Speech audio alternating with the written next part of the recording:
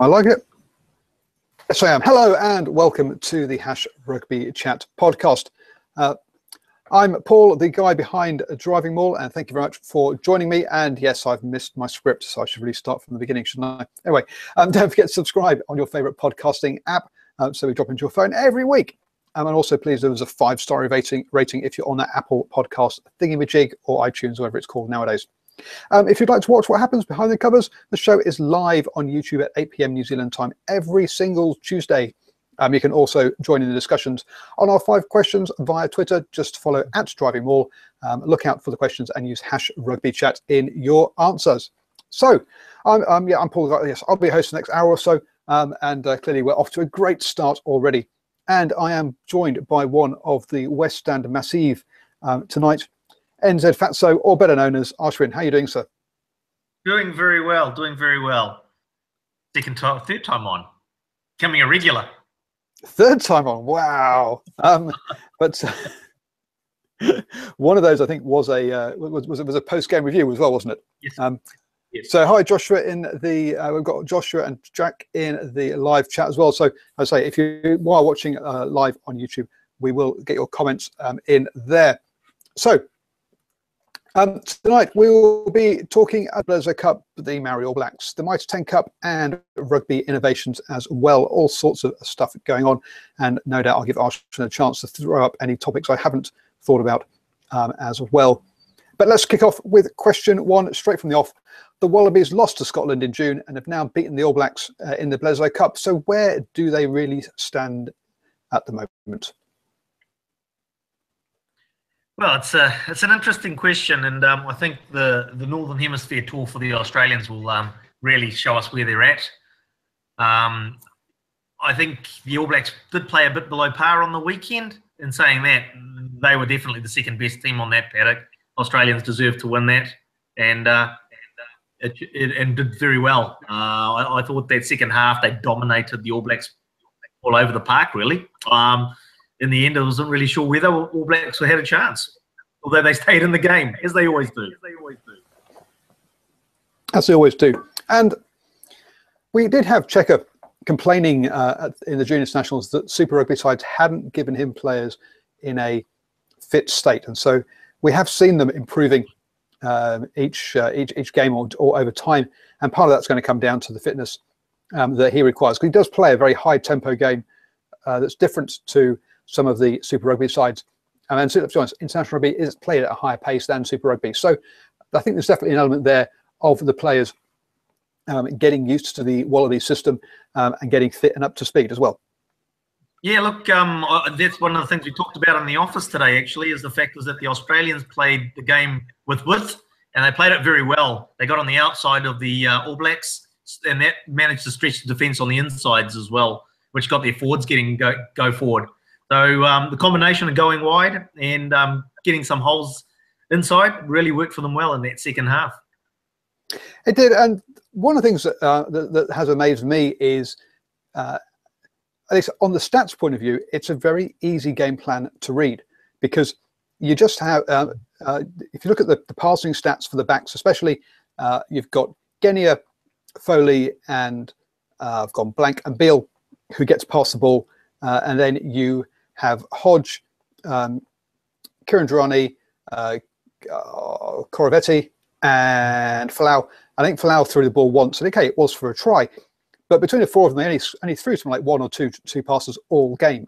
So it is 3 guys who play, and then who are the playmakers, and then you've got these 4 guys who are just crash ball runners. So you'd think that this was actually a system that you could work out fairly easily, I'd have thought. But if you execute it well, then it's going to be hard to stop. So that's the thing. You've got 3 playmakers. Who's the ball going to? And that's, I suppose, the thing that you're right. You know where the ball's going, but you've got 3 options that you have to cover. True. Josh reckons the issue would seem to be a horrendous lack of coaching at Super Rugby and club levels. Now, I wouldn't say a lack of coaching. I would just say, because let's be honest, you've got Nathan Gray, who is the defence coach for the Wallabies at the Waratahs. You had, I've gone blank as the attack coach, who is the used to be the ex-fly half, who is the head coach of the Brumbies. Steve Larkham, there you go, who is there as part of the Wallaby setup. So you've got two of the assistant coaches at the Wallaby setup are running or are very influential at two of the top Super Rugby sides. So from that point of view, you can't say that the Super Rugby haven't got coaches or can't coach. Also, Wessels, who was at the Force, has shown himself to be very good as well. I think the only real club that had a problem is the Reds, where they seem to have this continual need to appoint coaches who have got zero experience as head coaches. Nick Starr's been replaced by an absolute legend, admittedly, as a player in both league and union, but he most definitely isn't a legend as a coach yet, which is Brad Thorne. I do say yet, but you've got to say that's got to be the Reds have got to be a big question mark, big issues around them for next year, I think already. The big thing in Brad Thorne's favour is going to be he's going to carry a huge amount of respect from his team, and especially for the early part of the season, he's got probably about halfway, 7 rounds, where the boys will be listening to him, to every single word that he says. But if things don't go well on the field, that could fall over, and that's when he'll be tested. Absolutely. And to be fair to him, he is doing a decent job with Queensland Country, but the NRC is a very different kettle of fish to the to Super Rugby. And Joshua, I agree. Larkham has got a very bad record, second worst percentage among all Brumby coaches. That's fine, but he is also the Wallabies attack coach. We've just said their attack is actually clicking quite well. So they've got. You can't say that those guys haven't got some quality in there. And even Tony McGann down at the Rebels did well for a couple of seasons, and then it came off the boil these last 2 years. But he did look like he was going in the right direction. It'll be interesting to see how Wessels goes when he arrives there soon. But so yes, I think there is a lot of that going on. But you think the All Blacks underperformed, or were sort of pressurised into underperforming? Oh, look, I mean, the All Blacks did underperform. I mean, there was no punch from the forward pack in that second half at all. The first half went well for them. They had the Wallabies under pressure. They didn't execute all the opportunities that they had. I think they paid for it in that second half. But really, that second half, they weren't in it at all. The forwards got nowhere. The defensive line wasn't broken. Or they struggled to break the defensive line. And to have, our coaches are God in this country, but what the hell, experimenting with the first 5 in a test match, isn't a regular first 5 at the Chiefs. What fills in there when Cruden was injured or rested. And all of a sudden he's elevated to test level first 5. I didn't like that at all. I think he has the potential. No, don't get me wrong. He definitely has. But he's got to get game time in that position to then be able to be effective at a test match level. Next year, when he's playing 10 for the Chiefs every game, then we'll see. And then you chuck him in at test match level. But that's just a shocking decision on my part. It's just like you can't say that you're taking test matches seriously if you use a experimental first 5. Yeah, I've been saying all along that they shouldn't be trying Damian McKenzie there until he has had a season at the Chiefs with it under his belt, which he will do next season. So he'll be there. Yes, he is a Mitre 10 Cup fly half, where he's given plenty of space, and against guys he can just run around. International level, he doesn't get that space and time. But I guess going off that, Shane asked on Twitter, as you're discussing Bledisloe, can you discuss full strength sides and no such thing as a dead rubber match? Oh, look, I mean, to my mind, there is no dead rubber match. I mean, the Australians weren't going there thinking, oh, yeah, we'll just make up numbers. The All Blacks, from an All Black supporter's mind, is you never from this country's point of view, it's the fact that they go out there and they expected to win every game. The fact that they might put some so-called second stringers in there is irrelevant. At the end of the day, it's the All Blacks. So it's a full-on test match.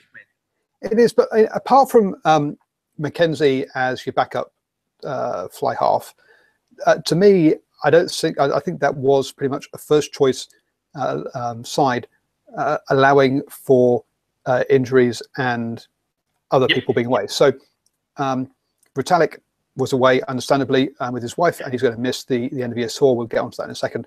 Obviously, you got Dag, Smith, Milner, Scudder, all out from the backs, but that's kind of, again, you'd expect that. Injuries and sabbatical.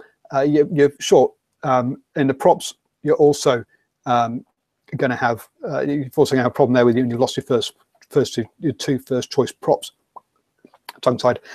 So I actually don't think that was a second string side from New Zealand. I think that was a full strength side from New Zealand from the players that were available. Absolutely, agreed.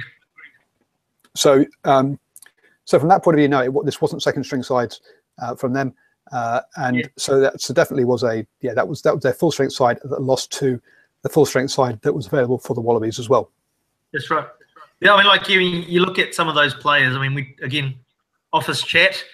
Dane Coles, he's not playing at the level that we know he can. In the office, there's like, oh, he's a bit gun shy, obviously, from his concussions that he's had, but he's definitely not playing to the level. And that's who he is at the moment. That's the player that's been selected. Yeah, that is who he is at the moment. Mick, same type 5 issues. Beale strengthened the side at 12. Probably saved and made them in the weekend. I don't think they had any particular. I thought the type 5 weren't overpowering from the Wallabies, but I think they held their own in this game.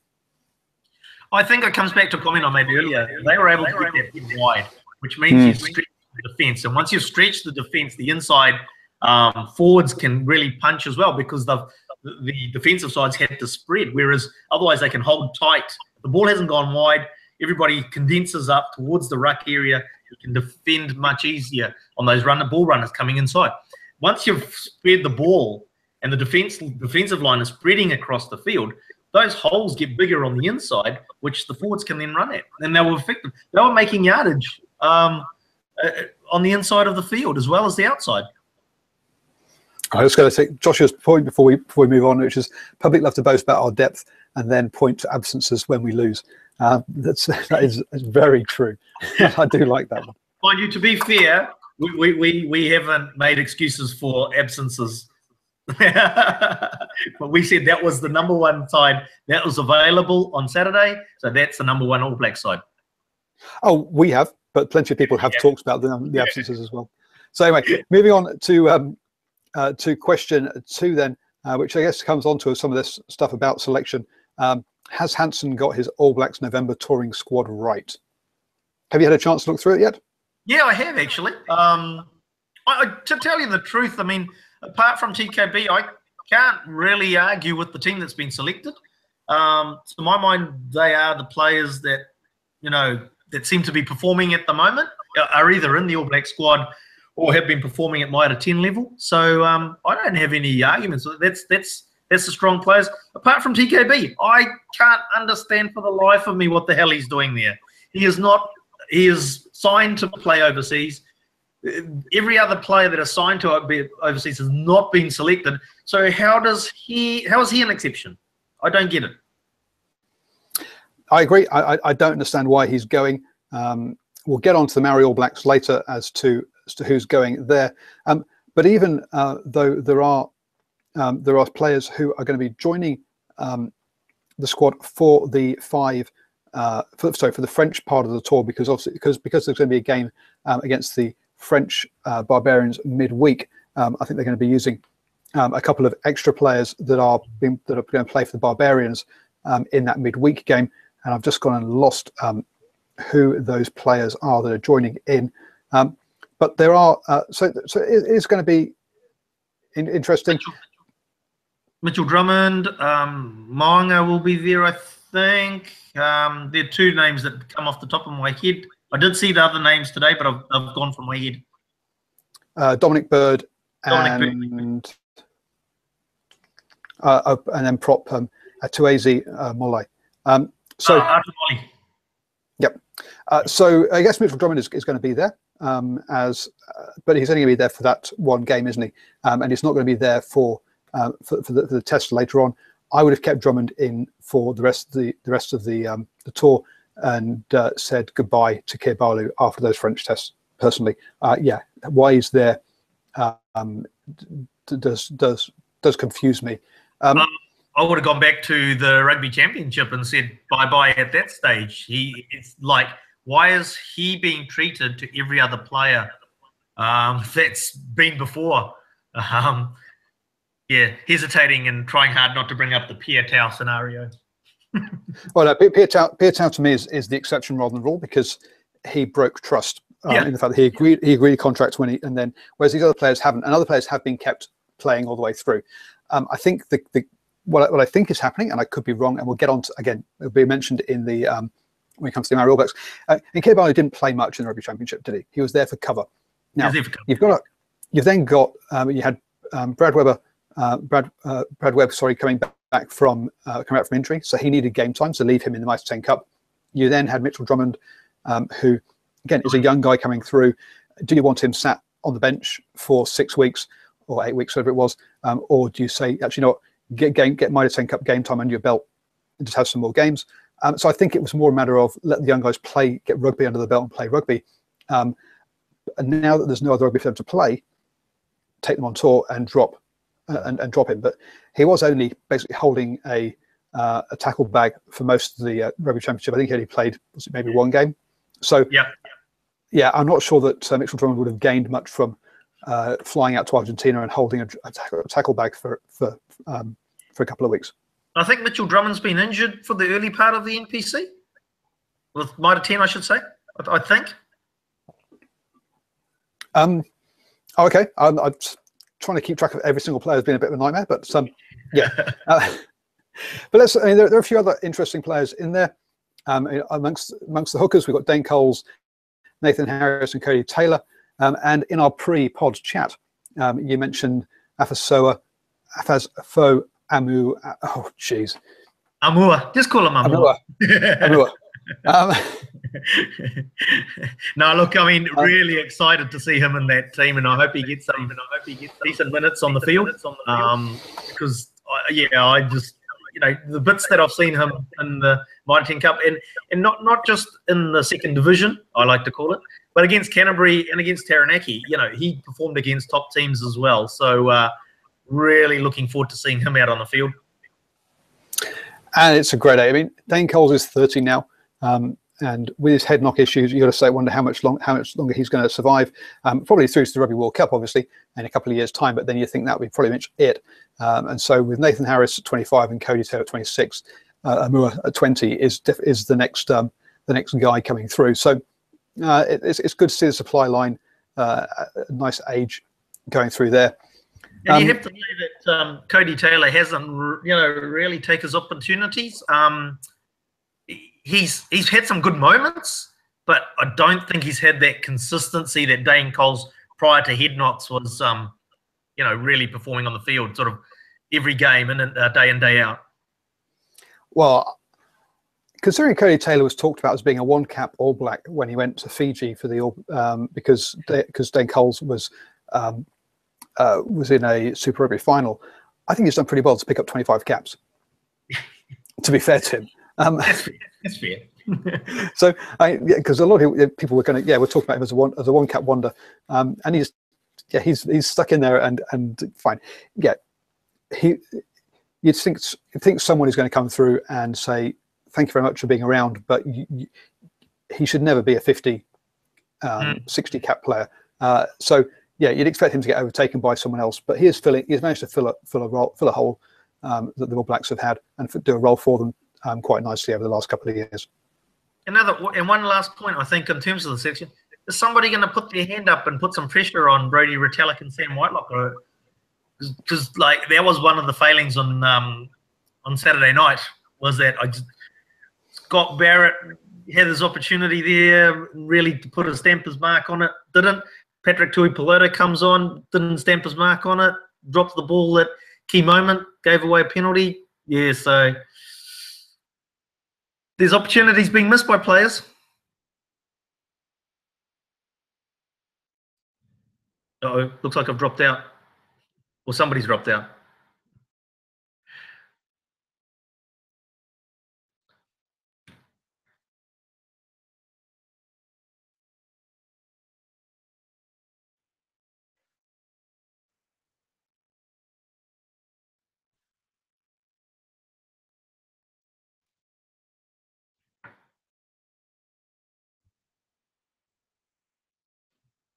I'm not sure if I'm here by myself or not.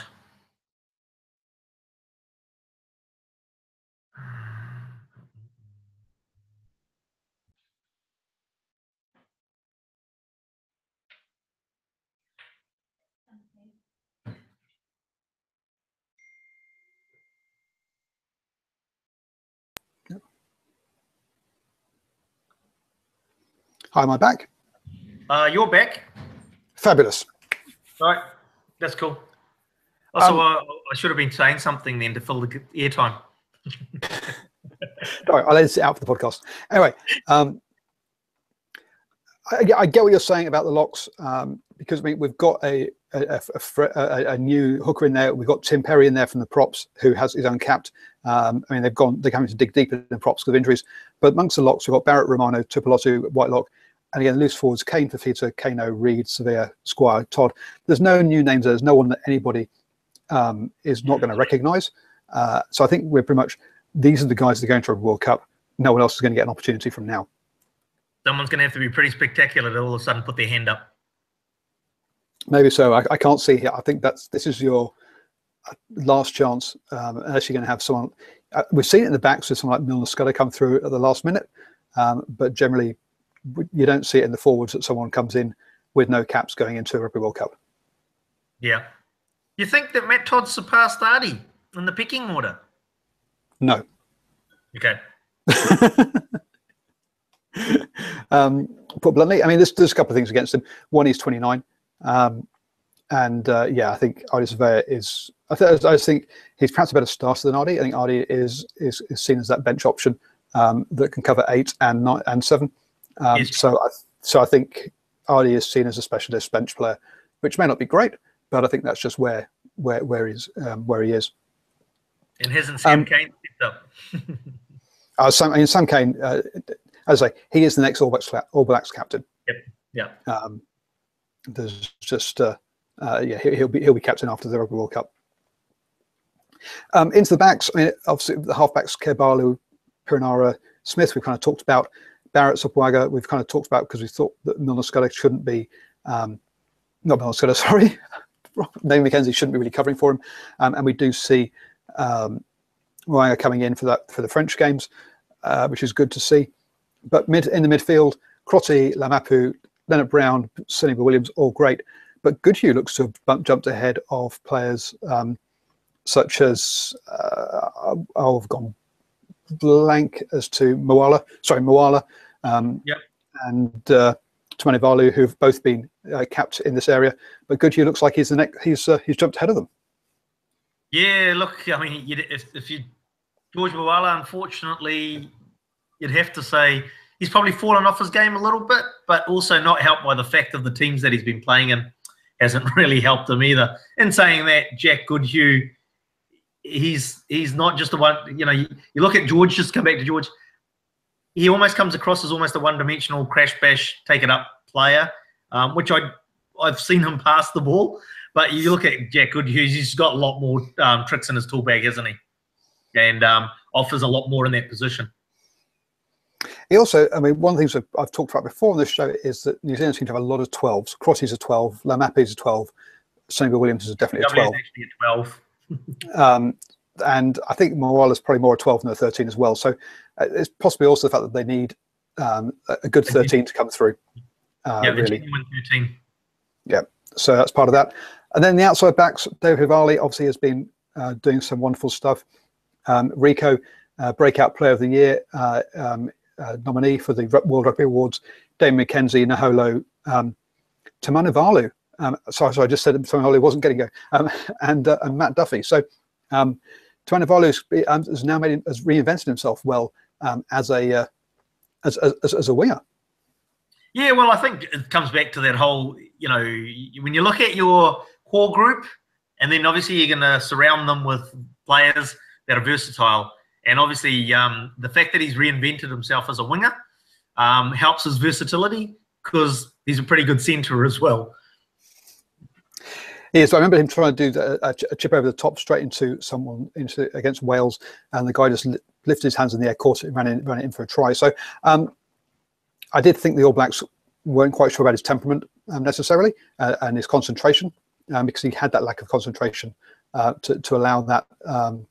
But hey, it looks like he's fought his way back in again, which I think has got to be very good for him and well done.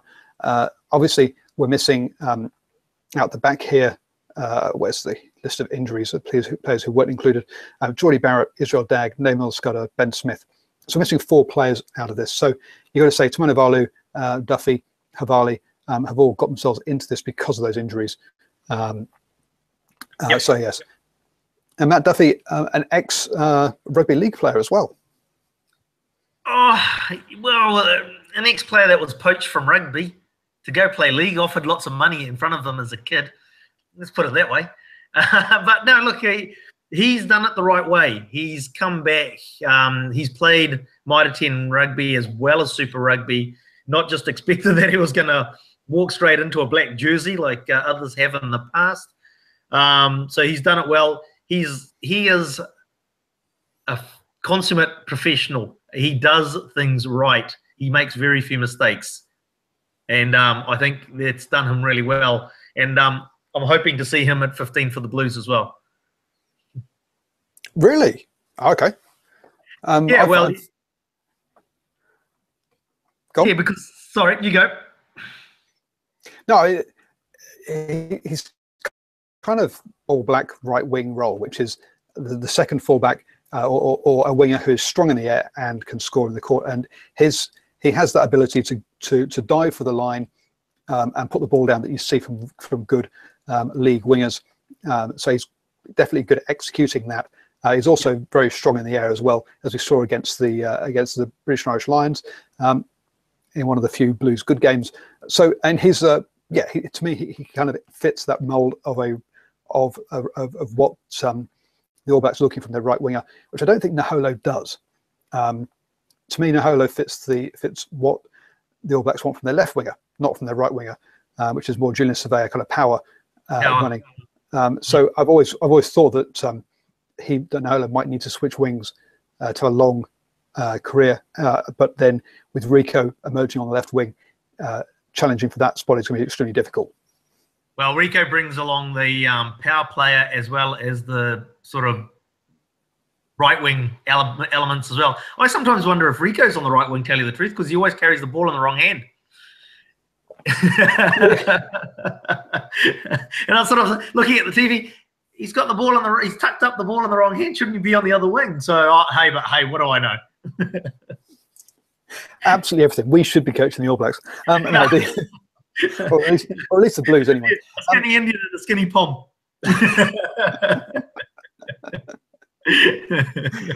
Oh, dearie me.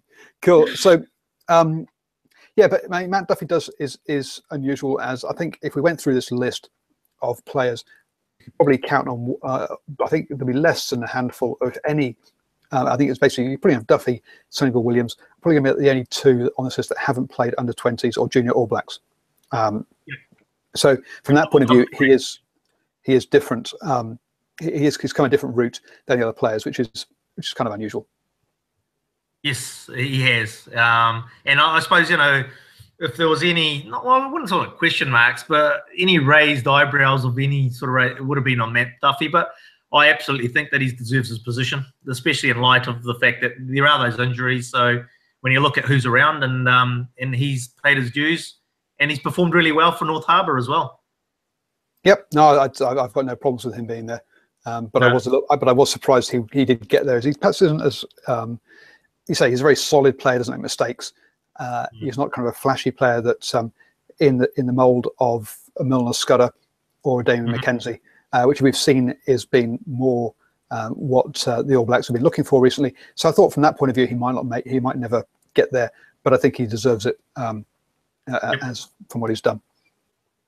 So the moving away from international rugby things, And my screen share is not working, so sorry for people who are watching live. I can't share the question, but the question is, with Super Sevens coming, what innovations would you like to see in rugby? Or perhaps we should probably talk about what those innovations are first. We might want to talk about what Super Sevens is. Yeah, okay. I don't know if that widely known. So, all right. So, Super Sevens is basically the new professional rugby league in the States for sevens rugby, not 15s.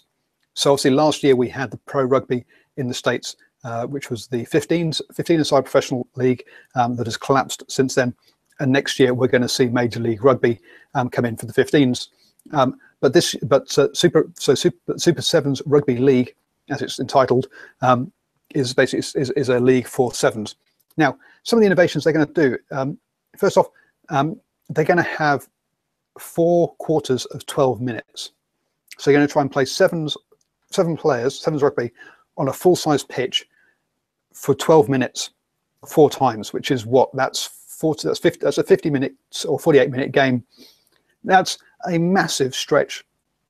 That's probably what, twice as long, I think, at least, maybe 3 times longer than a sevens game. So it's going to be way longer for a start. Now, the way they're going to 4 times longer. Sorry, closer to 4 times longer. 4 times longer. Yeah. Your normal one's 14 minutes. 2 7-minute halves. So now the way they're going to get around that is you have 12 players in a squad and you have rolling subs. So whenever there's a dead ball, you can change players. And so they're going to have that. As we saw with pro rugby, there's going to be no draws. They're going to have new overtime rules called the Gauntlet, which is 2 versus 1 skills challenge to determine the winner. Quite what that means, I'm sorry, I've no idea. So then they're bringing the gladiators back. You have to run through the gladiators. Pugil sticks and everything.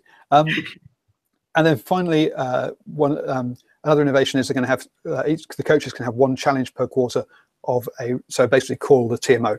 And then finally, they're going to be, so just so you know the structure, there's going to be 6 men's teams, 6 women's teams who are going to get paid equally, which is great in this at the moment. Here that's going to happen.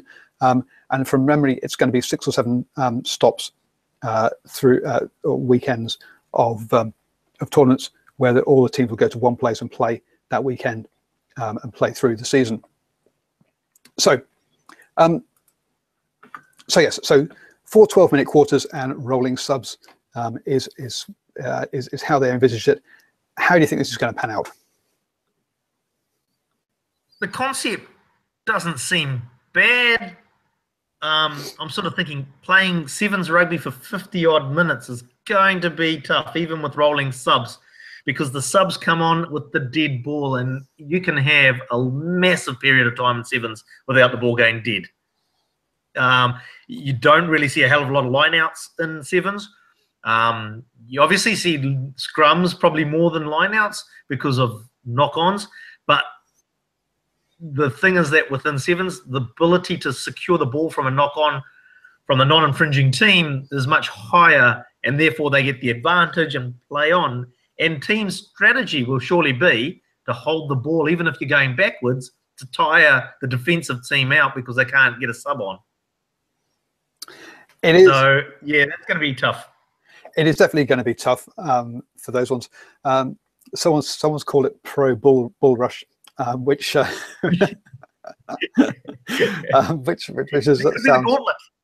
great. But basically, yeah, you're going to knock-ons where you grab the ball again. It's going to be pretty much the only time you're going to have turnovers or stoppages. The number of times that teams will take a quick tap on penalties, for example, to play on. Those sort of things all happen. So yeah, you're going to say you're going to be trying the very first stoppage, even if it's after only 60 seconds. You're going to change as many players as you can because to change them when you can. Yep, exactly. And you got to remember the fields they will be playing on are artificial, which means that basically it's a game under the Tupperware container in Dunedin every single time. Will it be televised in New Zealand, says Jack Darby? I haven't got a clue. Will it even actually ever happen and take off? we don't know yet. We've seen several of these kind of ventures suggested, and not lots of noise around them, and never actually even get around to playing one game. So at the moment, they are supposed to be starting next year in 2018. They have also offered up a $1 million game, which is supposedly a challenge between the best, one of the best international teams in the world, and the USA, I think, or something along those sort of lines. So Fiji will get invited to play for $1 million, winner takes all sort of game, which for me reeks of the guy who did it in cricket in the Caribbean, and is now locked up for the rest of his life of running a big Ponzi scheme. So I'm a little bit dubious of people sort of offering $1 million games in rugby, because that's an awful lot of cash that just isn't really there as far as I can see. So so I'm a bit skeptical this will actually ever happen, but it is interesting to see what ideas are throwing up and whether they actually be taking off. Yeah, I'd have to agree. Rumours swirling around that Jared Haynes signed up for it, but he signs up for everything, doesn't he? He's. But I've just got to go and look. I've got my kids shouting who are sleeping, who's supposed to be asleep. I'll be back in 2 seconds. All right. So basically, you look at it, 2018 start date. It's a lot to organise before 2018 rolls around, the summer of 2018. So it's going to be a push to get things started. You'd have to get some players lined up now. They'll be already signed up in contracts, so it would be pretty difficult to get things up and running, I think, in the 2018, even if they do get the ball, get it up and running. I think I filled well that time. I was just saying, I think I filled well that time. So just saying for Molly Ray is the fact is I just can't see it with the, you got to get players signed up, and they're going to start in their summer of 2018. It's going to be a tight fit. It is. I do think they've got some players already signed up, and they're looking at signing up basically American players, not foreigners. So I think on the whole, it's going to be a. But yeah, so yeah, they have been talking about it. It has been have been sort of wheels rolling for a couple of years. So they have had a run up, whereas pro rugby got organised in about 5 months to 6 months, which is just ludicrous. So next year. No, it's gone. Next year we'll have Major League Rugby in the States, which is a different, which is club-based rather than central-based. But we can talk about that another evening. Yes.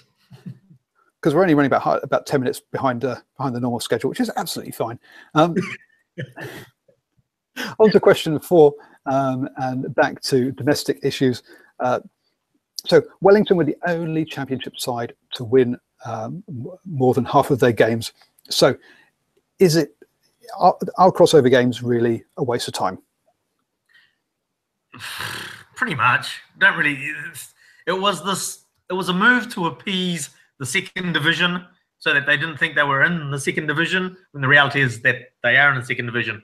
So to make it a proper competition again, the NZRFU has to do one of two things. They've got two options.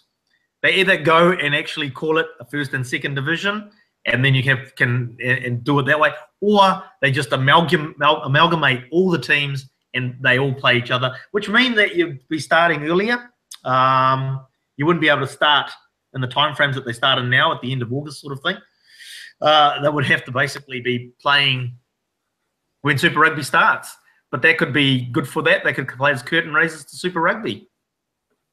People will scream, no, club rugby, no. But it's just like, at the end of the day, provincial rugby has relevance or it doesn't. And that's the thing. So I think the Mitre Cup is really, its relevance is that it produces talent for Super Rugby and the All Blacks. And that's it. Whether actually anyone wins it or loses, no one really cares too much anymore. And it's hard, with somebody who's grown up with NPC rugby being pinnacle, prior to Super Rugby, even when Super Rugby initially started, it's really hard not to accept it, accepting it's not a problem. It's just the whole concept of the fact that it's an irrelevant competition now. Yeah. It just doesn't sort of make sense that it's an irrelevant competition. But you're right, it's just a development ground. And I can say that because I am a Pommy who's arrived and only been here for 3 years. The people who have been here for Dogs watch. As Joe Craig says, it has all the history of New Zealand rugby. It does. But as Andre says, other than keeping traditions, it's a stupid concept. No, it does. It provides one very, very good thing, which is producing talent. And without it, New Zealand rugby would struggle, definitely. As we've seen in Australia, they've had to engineer the NRC to give them the breeding ground for players for their Super Rugby concept. The two countries that produce more rugby players than any other are New Zealand and South Africa. And South Africa have the Curry Cup. It's no I've gone blank as sort. It's no coincidence that those are the two clubs that those are two countries, sorry, that produce most talent. Player. Look, basically, as I said, they now my mind's gone blank. I had a really relevant point and it's just gone. But basically, they got to make a decision whether they want to make it relevant or not. That's what I was going to say. Last year's NPC, you would have watched that and gone, this is going to die. This year's NPC has actually been some really good rugby played this year. The games have been highly entertaining, good skill levels, etc. So I think this year's NPC, I keep calling it NPC, has been a step above the previous versions over the last few years. If we'd had another year like last year, I would have said, geez, where's this going? Because the skill level's dying. It's also been good that Canterbury have lost their Anfurley Shield. That does create a lot of interest as well, which is good. If they'd held on to it throughout this season, that would have also not helped. Yeah, they would. If they held on to it, they would have also gone into this weekend's final. You're basically going to put the house on them to win the game this weekend, and they would have held everything in the country. And we'll get to predictions at the end. Yeah, we'll get to that later. Okay, so yeah, it's a waste of time, but the Mitre 10 Cup isn't a waste of time because it has a very good role. It's just not for the viewers to watch. That's basically it. Cool. So on to the fifth and final question, which is the Maori All Blacks will play Canada and the French Barbarians. Should they get more fixtures? Absolutely. Nothing more to say there. They're a fantastic team. They are a fantastic team. I mean, like, you know, it's a shame. There was I think it was prior to yourself coming here, so you might not have seen the game. The Maori All Blacks versus the Wallabies in Sydney. You had the likes of Cribb, Flavel, Carlos Spencer. Yeah, there was a fantastic team. And then every now and then they go through a phase where they get this team together, but they don't carry it on, and it falls apart in a sense. This year, the Maoris playing the Lions is a classic example. If they had a Maoris tour at the end of every year, then that Lions-Maoris game, the Maoris would have been a much more cohesive unit playing that game. And they have that ability to be that cohesive unit. They're just not given enough games to be able to consist. You know, a team that doesn't play together isn't going to perform. So Craig, Gerard says England would mince New Zealand Maori currently. Yes, they would, and that's because, as we just mentioned, they don't play together much.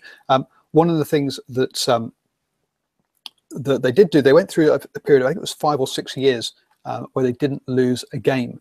And it was only a couple of years ago that they actually lost. That run stopped. So that was a bit of a shame. And so yeah, so I do think they need more games. And I think, to me, where they could really be useful is playing those tier 2 teams and giving those tier 2 teams proper competitive games. Tier 2 teams and even the midwinter, I've forgotten what they refer to it as, But when the Northern Hemisphere team comes over here, they usually have a midweek game against the Super Rugby team. That could be against the Maoris. So the other thing on that is that what's not helped the Maoris is the fact that the All Blacks go away on their Northern tour with extended squads. And that means that there's less players available for the Maori squad as well. There is, but I mean, one of the things I always thought that one of the suggestions I've put out there before is that Australia, New Zealand, or the Wallabies, the All Blacks, and I mean, told I should call them New Zealand Maori rather than Maori All Blacks, but hey, whatever. The Maori, to me, they should have a pre-Rugby Championship warm-up game in the islands. So, for example, the All Blacks go to Fiji, the Wallabies go to Samoa, and the Maori go to Tonga, and then the following year they rotate round, and that way the islands get a tier 1 game at home, which is guaranteed revenue, so they can actually sort of start building up the business links that they need, and get used to the sponsorship deals, the ability to sell corporate tickets and all of that kind of stuff, which is where they fell down when the All Blacks went last time.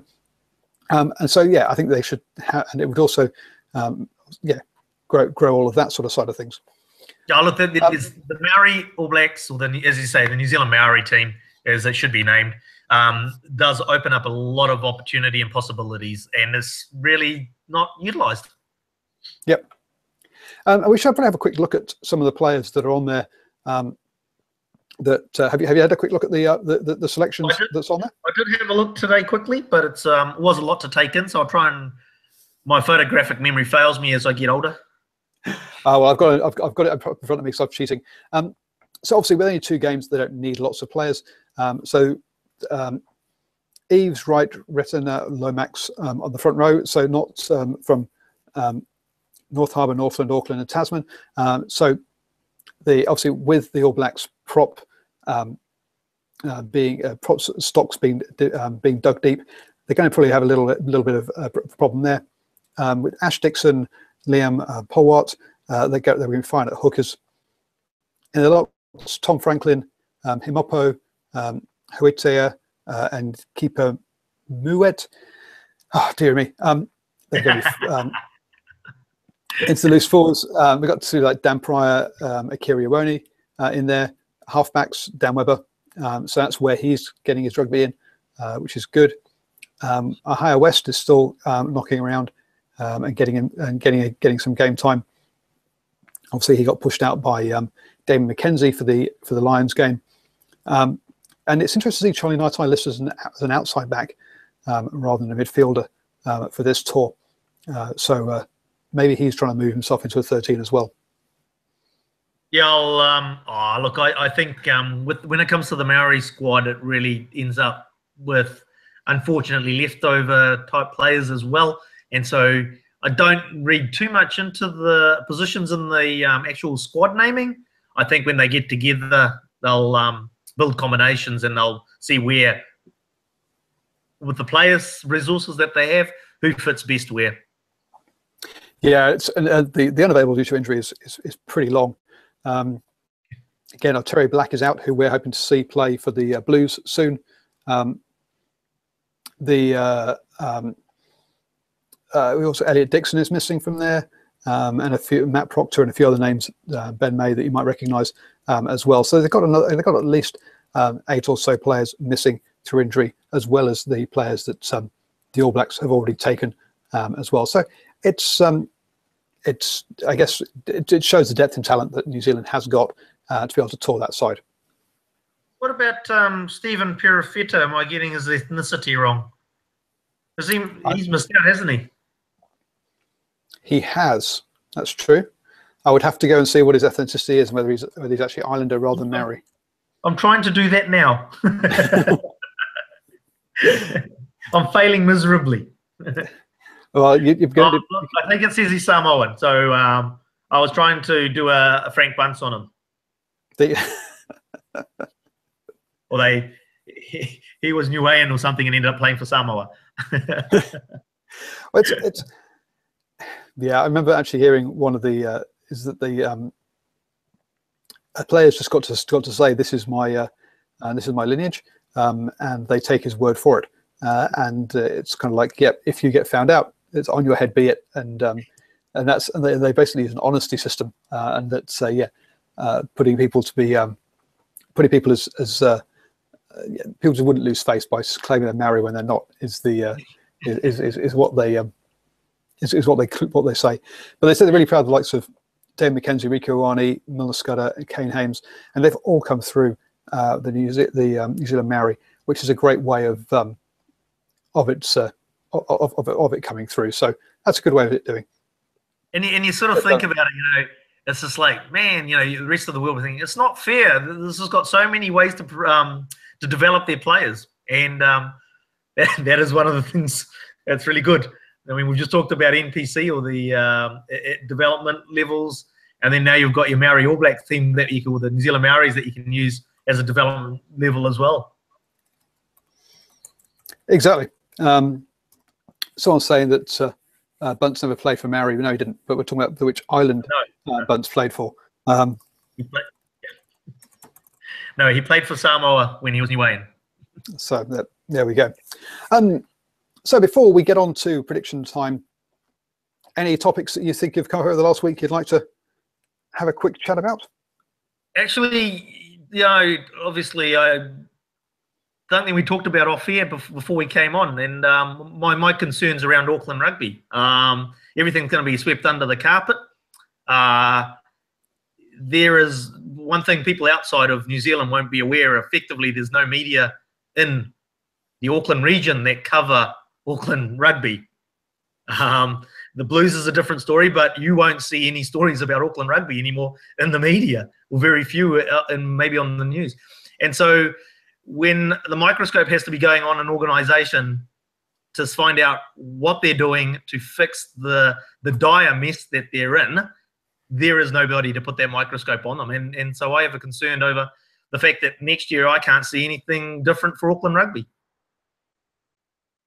So yeah, I think that's sort of outside of what's been going on, one of my concerns. But I'm a bit biased because I'm from the region.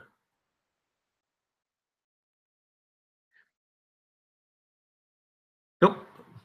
I think I've dropped out again. Or you've dropped out again. If I'm live, I suppose I'll carry on talking. People, again, outside of New Zealand, they'll be aware.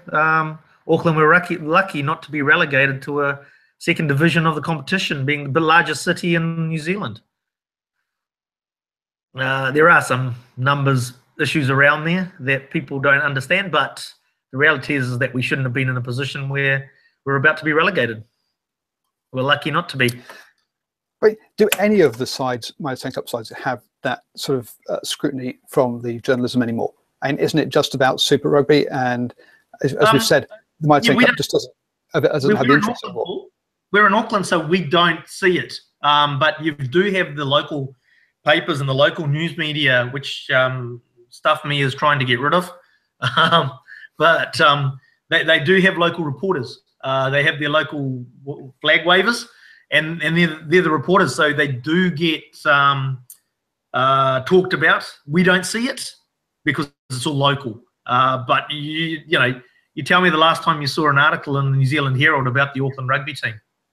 It used to be on basically every second day there was a story in there about North Harbour, Auckland, which are and counties, which are we've got 3 teams in the Auckland region, and we're lucky if we've got one story in the Herald on a weekly basis. It's like, nah, something's not right. Well, I'll be honest, I've given up reading the Herald and stuff. But yeah, I do agree that I think that that dodging relegation does mean that Auckland won't face up to its problems it's got, whereas I think Waikato will. If they'd been relegated, they would have had absolutely no option, because they would have been the laughing stock. They would have had to show at least something that they were doing something about it. Yeah, exactly. And actually, I mean, down in Waikato, the coach might lose his job over this, unfortunately. Whereas I don't think it's his problem. I think the problem down there is structural, which is obviously also up in Auckland. Yep. But I know that, yeah, I posted a question last week saying, will Waikato in the long term do better than Auckland because they've been relegated? And I think they will. Whereas I think Auckland aren't going to change their stripes. and we'll get the same problems all again next season. Well, look at Wellington. You know, they've spent 3 years down in the second division, and I think you know, they've finally seen the light. The Hurricanes are performing. I know they're supposed to be two different organisations, but I think there is things that go on that assist each other. And you're seeing Wellington, the Lions, now probably one of my workmates actually thought they were in the Premiership because they've been playing so well. And they're playing in the final of the Premiership. And it's just like, no, they're in the Championship. And Wellington and the Hurricanes may be linked, but I do think the Blues are definitely not linked to Auckland. Absolutely. I think the Blues are much closer to both the counties and North Harbour than they are to Auckland, because they see the mess that Auckland is, and Tanner's just gone, I don't want to deal with Auckland. It's a total mess. I want to deal with Harbour. I want to deal with counties where I came from. I know their setups there, and I think they're working properly. So that's where I'm going to get my players from. And you can see Pulu's down at counties. You got Parsons, who's the Blues captain, is a captain of North Harbour. Duffman, who we just talked about getting called up to the All Blacks, is at Harbour. Our next fly half is Harbour's fly half. So it's all that's Tanner's seen it and gone, I don't have I'm not in a position to fix it, so I'm just going to avoid it. And unless you are an extremely talented individual from Auckland, he ain't going to pick you. Basically, because you're going to bring that culture through, and he doesn't want it. Exactly. One of the things that we have seen, one of the things I did see tweeted out from on the Auckland Twitter handle, was that they had a player playing in every single Super Rugby franchise one weekend last season. They have players across all of them. So that link between the Blues and Auckland definitely is not there, because their players have gone across the country. Jack Goodhue would have to be the best example, you know, in the current crop. There's been plenty, but the current crop, Jack Goodhue would be the best. Well, he's also left from a provincial sense as well. I mean, Fekitoa, for example, has been an Auckland player all the way through. Just because he's been with the All Blacks, hasn't played for Auckland, he's still been signed up as an Auckland player. So the players like him who are down at Highlanders, and I say there will be other players at the other who are playing for Auckland, still there for the province, but not playing at the Blues. And Vince Arso is another one. Yes, exactly. It's been mentioned in the. Oh yeah, I'm hoping Vince doesn't decide to go play somewhere else next year. Oh dear. But Auckland had an amazing backline. Fekitoa, Moala, Arso. You've got two All Blacks and the Super Rugby leading try scorer, and they still only scraped out of the relegation by a couple of points. Absolutely, it's just like one of the biggest problems, and you know the Blues have suffered from it, and obviously they're starting to get that sorted at the Blues level. But where's the first five? You know, you need that commander to run the team, and it's just not there. Yep, and Joshua says you can say about every NPC team about the players going off to all the Super Rugby teams. Yeah, you can, maybe to a greater or lesser degree. I think Auckland, you'll find, is to a greater degree than some of the others. It's only Williams counties or Auckland. Counties. I think it's counties. Yeah. So as I say, the Blues are linked to counties and North Harbour more than they are Auckland. Just come around, boys. Cool, right. Yeah. Let's get on to predictions. Is going to be, or should be, pretty quick this week, because it's finals time and there's very few games to predict. So Wellington versus Bay of Plenty. How do you see this one going? Well, you know, Wellington, third year in the final. Using a term that you'll be well too familiar with, they bottled it the last 2 years. And you know, this year you're looking at the way that they played. They've knocked off Canterbury. They've knocked off, I think they might have knocked off Taranaki as well, or gone close anyway. You can't see it going any other way than Wellington winning that the championship and getting promoted. No, I agree. I mean, game they played earlier in the season was at Bay of Plenty, and Wellington won 10 points to 31. So they won by 21 points. I'm backing Wellington by 10 points. Yeah, I can't see it going any other way. God, you're conservative. Yeah. Mate, it's going to be a blowout. Unless, has the Moa actually, when do the All Blacks assemble? Do they assemble before the finals games? I'm pretty sure that well, anyone who has been currently part of the All Blacks won't be released. But I'd have thought the ones that that weren't part of the All Blacks already would be allowed to play.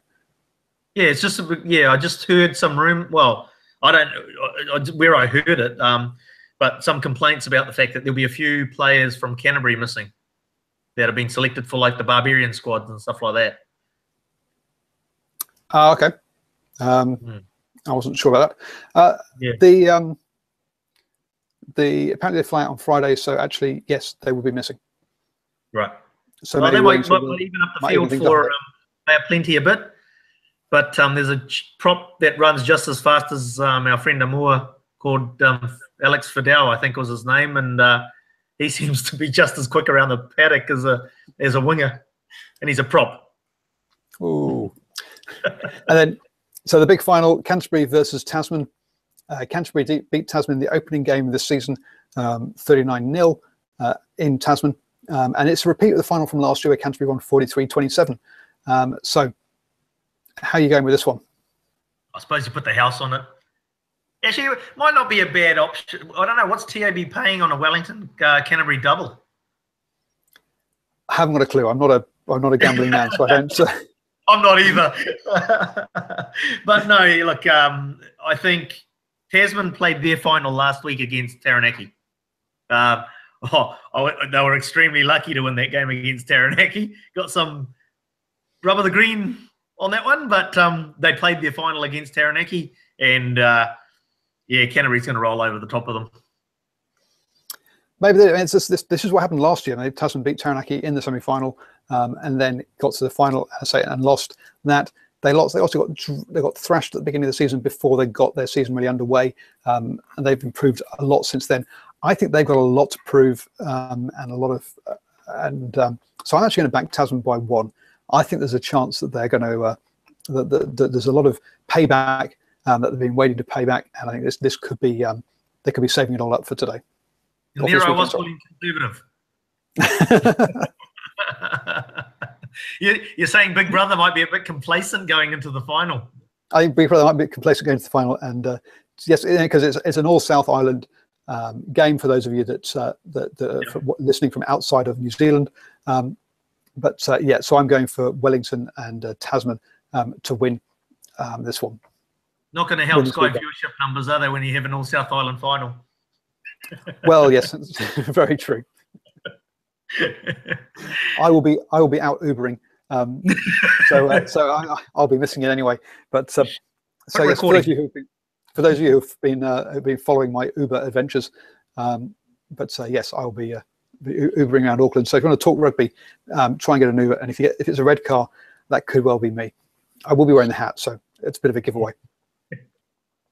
Cool. Well, thank you very much, sir, for joining me yet again.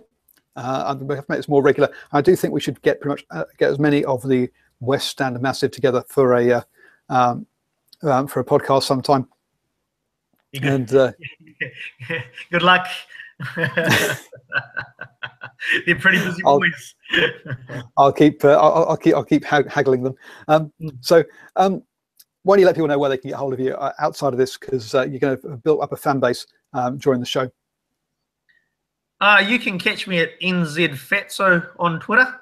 That'll probably be the easiest way, and you can see my rugby comments, my political comments, and my observations of the world in general. Oh, observations of the world in general. Wow, this is a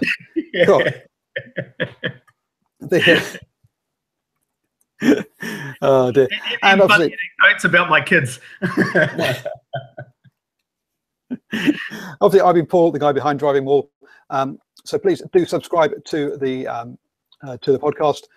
or YouTube, depending on how you prefer to watch or listen. Don't forget to give us a review on iTunes or Apple Podcasts and all of that kind of stuff. And obviously, I will be chatting away on Twitter at DrivingMaul. So that's a good place if you want to get hold of me. So thank you, everybody. And we'll catch you all next week. There is no post-game shows this weekend. But say we'll be back next Tuesday at 8 p.m. So let's have a good time. Cheers.